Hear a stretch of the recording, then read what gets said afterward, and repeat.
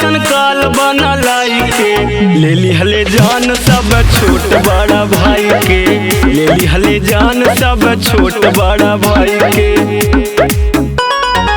कैसे भुलाए जन्म देवे वाली माई के, कैसे भुलाए जन्म देवे वाली माई के।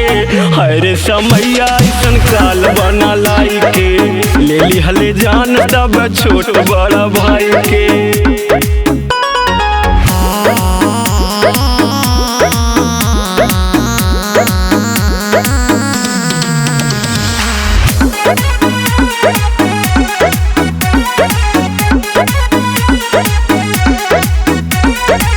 हथरस के घटना सुन करे जा फाटी जाला, जे भी देखे सुने ओकरा भरी जाला।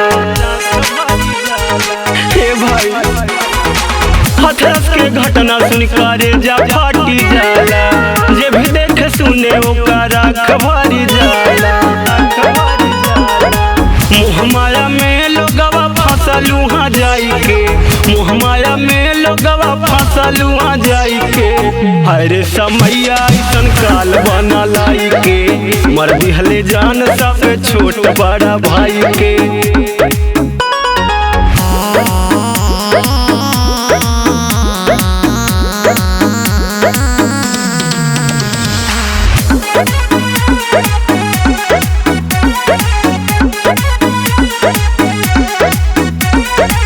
केहू के न पता लिखल विधि के विधानवा, कब चली जाई देह से निकली परनवा, निकली परनवा।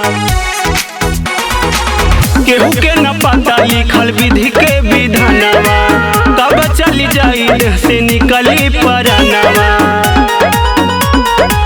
काटे सब चानी ढोंगी बाबा बनी आई के, काटे सब चानी ढोंगी बाबा बनी आई के। हरे समैया ऐसन काल बना लाई के ले लिहले जान सब छोट बड़ा भाई के। हरे समैया ऐसन